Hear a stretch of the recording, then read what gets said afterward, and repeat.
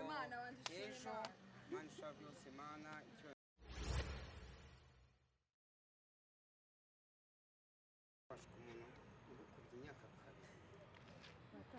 ndagusuje kandi nkwaye ikaze ukomeza gukurikirana ibiganiro bya Wisdom TV Rwanda. Ndabizi mwari muvumbuye muri benshi, nongeye nagarutse. Amazina ni Baby Nessa nk'ibisanzwe. Ubu ngubu rero ndi kumwe na couple y'abahizi, yanzaniye yaje kunyereka umugore we, dore ndabaherukaga kera, muheruka ari singo. Ubu ngubu yaje byasingo byararangiye. Suhuza ari kugura Nessa duherukana kera. Nessa duherukana kera, duherukana igihe nakwitwaga na mama Queen uramuzi, ariko nyuma yaho twongera kuba narabanye na Esther nawe urugo ntabwo rwamaze kabiri. ese wamugani ko menuka ugira ngo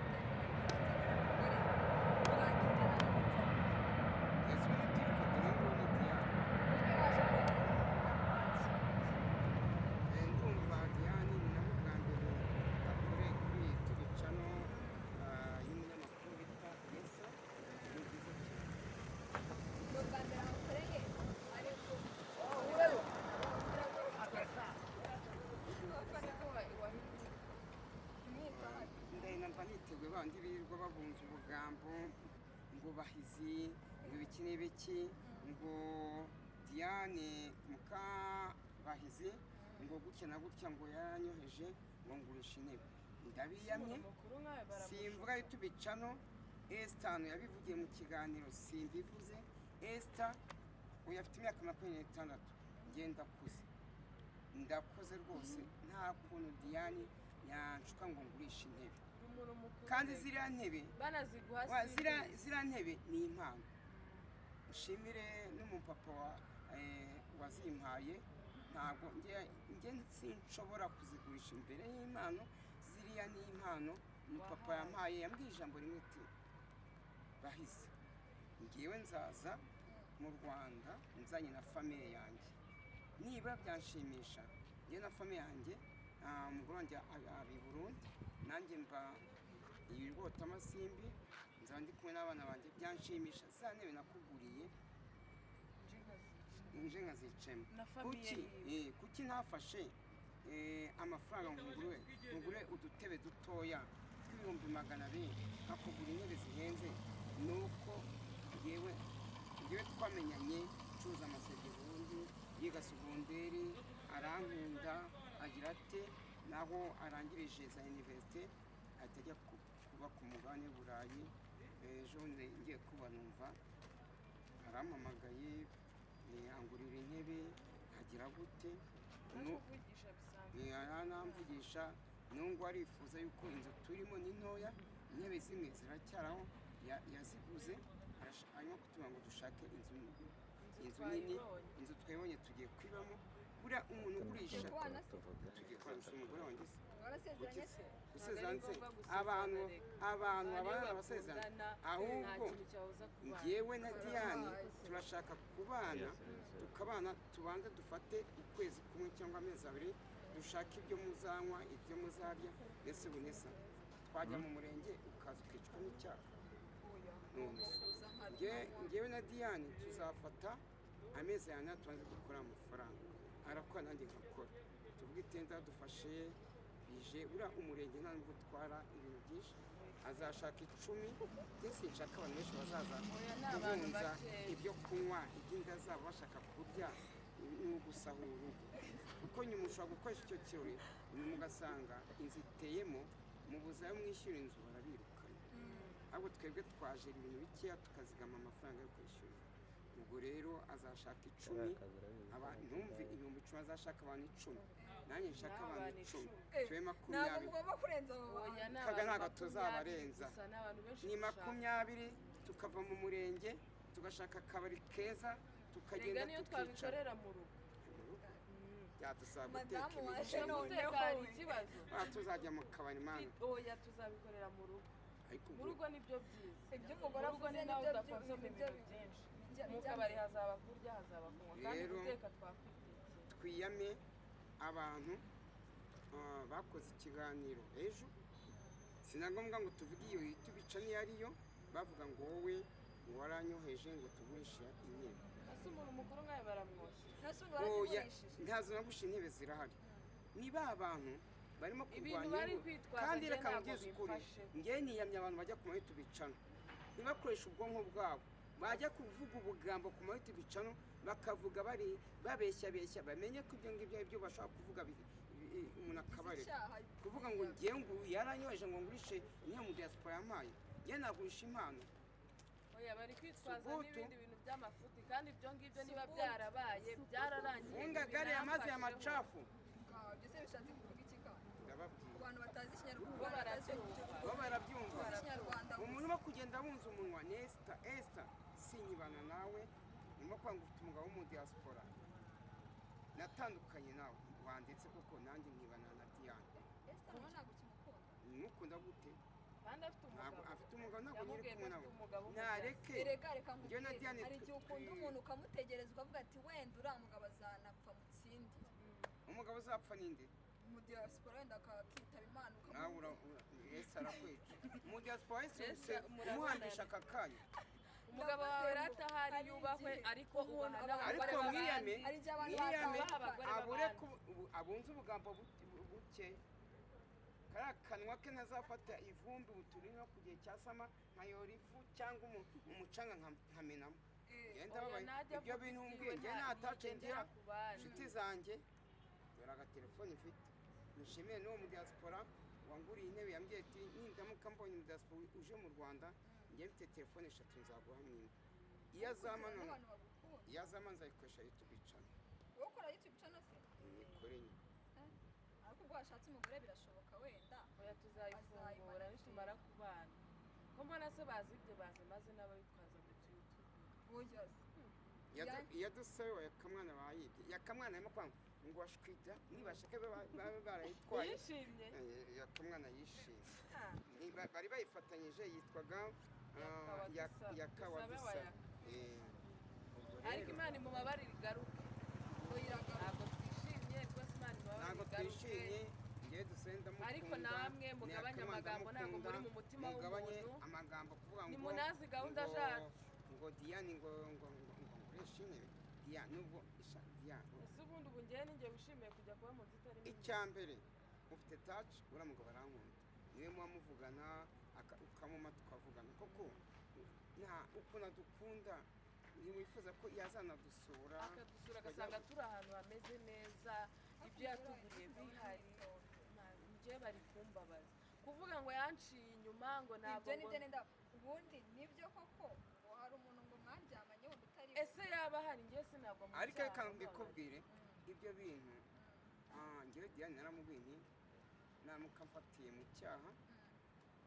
umwe azasaba imbabazi nkamubwiye nindamuka ngutunganyije uriya baca umugani ngo ntazibana zidakomanya amahembe. Uyu ntabwo ari shyashya twe nanjye sindi shyashya ushobora no gutaha nakererewe mvuga nti ndi kumwe na Nesa ni umunyamakuru turimo kuganira cyane ngiye kumusuraho kuko mazi enda nakerengeje saa 3 icyo gihe ndabanza nkahamagara sheri wanjye hani wanjye nkamubwiye nti hani sheri mutima ariko ndakwemera cyane mutima nkamubwiye noneho ndi kumwe n'umuntu wihangane nimba ugiye kurya ubugari reba njyewe unshyiraho nk'amabere nk'abiri y'igitoki cyangwa nk'akaro k'umuceri bya biryo bidahora wowe nimba ushaka kurya ubugari burye cyangwa urye ibyo ndi burye ariko urakoze gutekera umugabo uvuga ngo araje agatinda mwari muri kumwe kandi njye narababwiye ngo nabyumvise ariko sinabafashe ibyo bintu rero muri kwitwaza ntabwo nigeze ngufata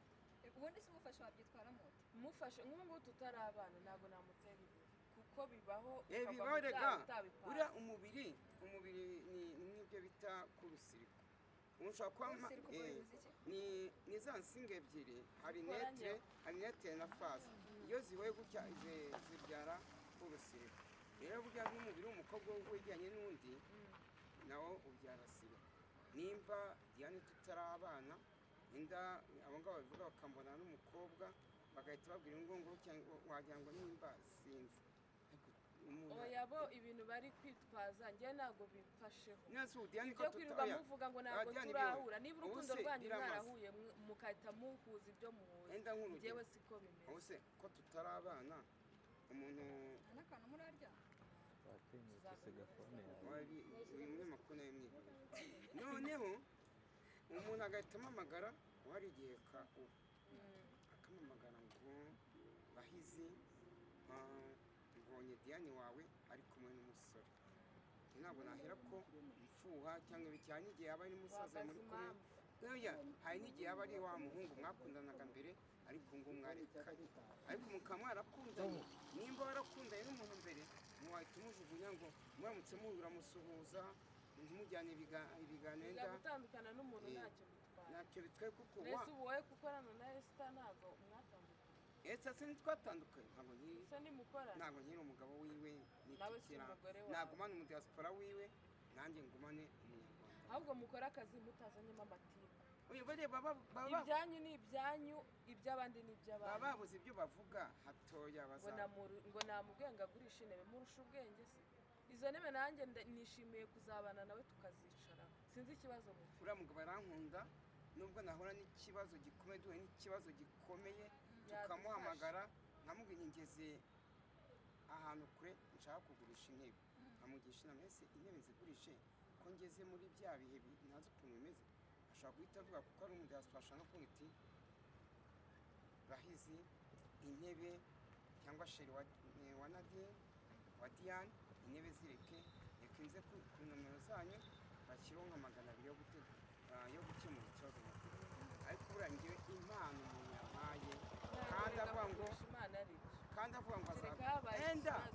umuntu agwaye telefone Diane telefone ushobora kuyigurisha cyangwa akanayikwiba ushobora no kumushuka ngo telefone barayibye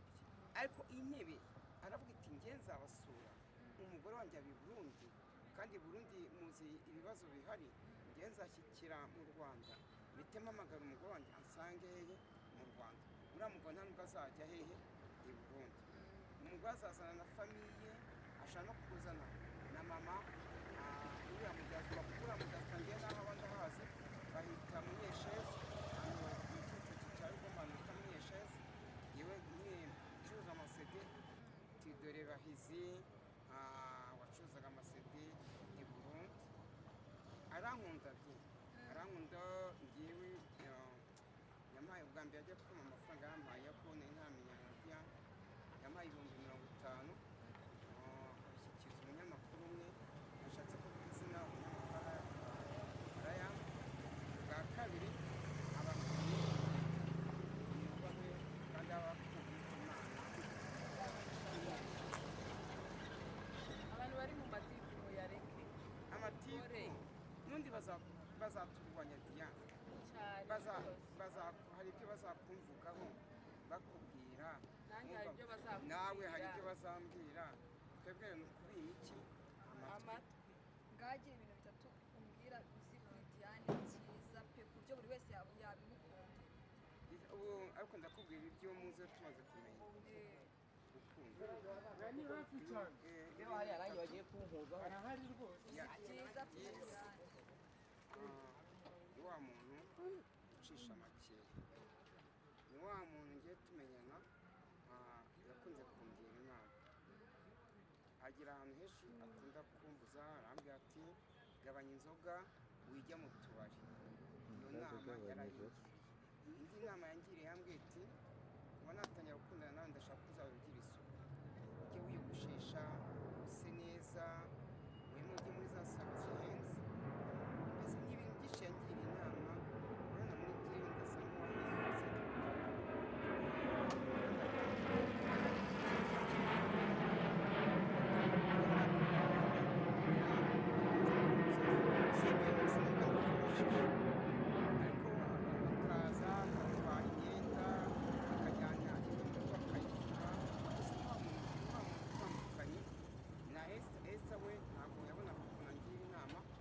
yagiye mu kabari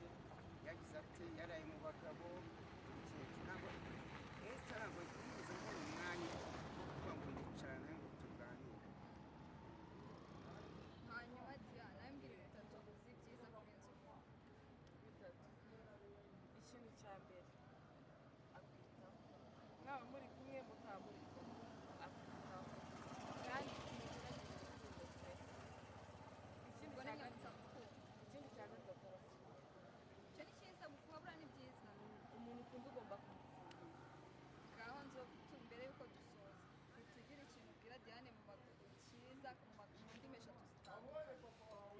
eshatu za ko ntigeze niga mubwira ngo ndamukunda mu ndimi Okay. enye we reka mbanze mu cyongereza niko nicyo ntazi iyi radio iyi radio igifaransa eh jote mu kinyarwanda ongeraho n'akandi n'urundi rwa kane ariko urwa kane ubwo ni igiswahili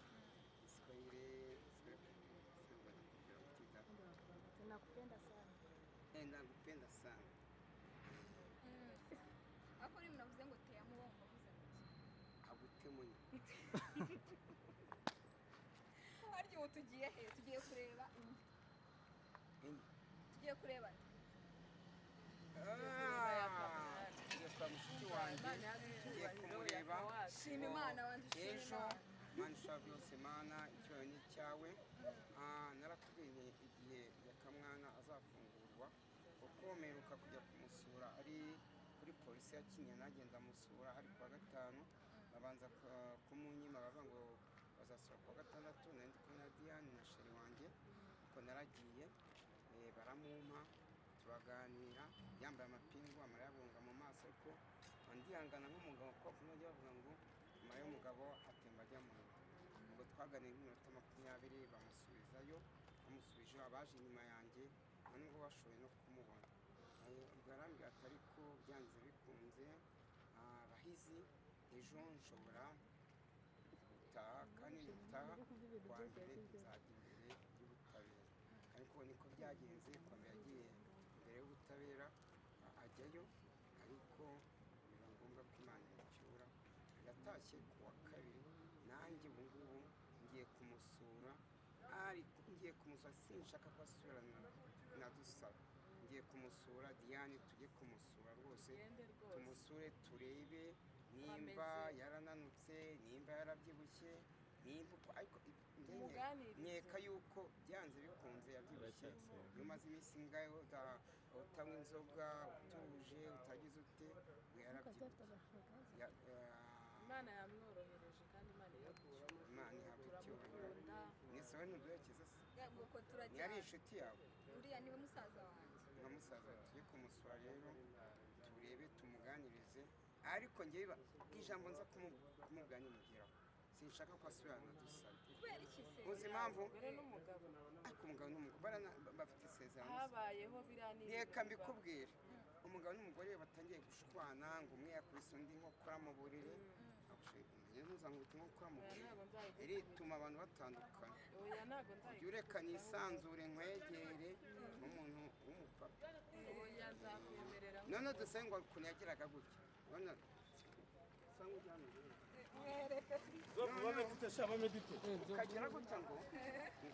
noneho nkagusunika kugira ngo umubiri wanjye niwo ariko utegera ubwo babaga bafitanye ikibazo mbese umuntu yapfa kugushinga inkokora nta kibazo dufite cyabyihorere buriya Dusabe ni agacecamana ntabwo umuzi nubwo ari iwanyu Butare ariko umuzi ute uyu ni uw'i Butare ni umunyabutare ariko ntacyo ni mwene wanyu ariko njyewe tunyura inzira imwe se ni dutaha inzu imwe ndi umunyenyanza bagakomeza za kuko Ihuye n'Inyanza. iyo uvuye mu karere kacu ka Nyanza uhita ufata akarere ka Huye ubwo rero kuva i Nyanza ujya iwabo uyu nguyu nta nubwo bigera mu 1500 ahari cyabiri sawa rero ubwo dusezera abakunzi bacu Wisdom TV Rwanda turabakunda rero cyane abakunzi bacu ahubwo mwari mukwiriye kuduha amafaranga y'agatike yakamwana byanze bikoze se buriya ntari igikombe wowe humura amafaranga turamenya ahari twagiye dusubire ubutaha turabakunda bye